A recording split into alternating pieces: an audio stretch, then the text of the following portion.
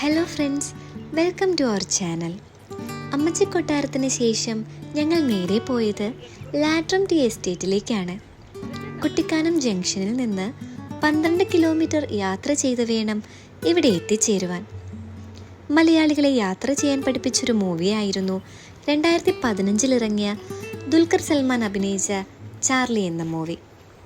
ആ മൂവിയിൽ വളരെ ഭംഗിയായി അവതരിപ്പിച്ചിട്ടുള്ളൊരു ലൊക്കേഷനാണിത്. ലാട്രം ടീ പ്ലാന്റേഷന് നടുവിലാണ് സിനിമയിൽ വട്ടവട എന്ന് വിശേഷിപ്പിക്കുന്ന ഈ സിനിമ ലൊക്കേഷൻ. സിനിമ കണ്ട് ഇപ്പോഴും ഈ ലൊക്കേഷൻ കാണുവാൻ നിരവധി ആളുകളാണ് എത്തിച്ചേരുന്നത്.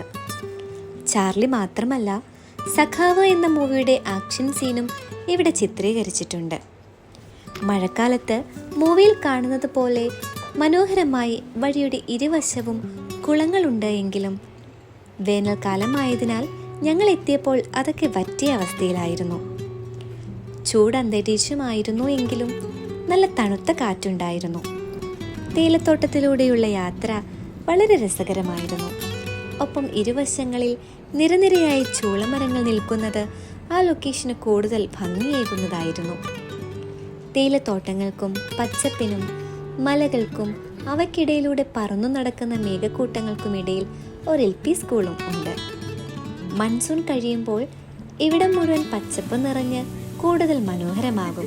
അതുകൊണ്ട് തന്നെ ഇവിടേക്കുള്ള യാത്രയ്ക്ക് വേനൽ മാസങ്ങൾ ഒഴിവാക്കുന്നതാണ് നല്ലത്.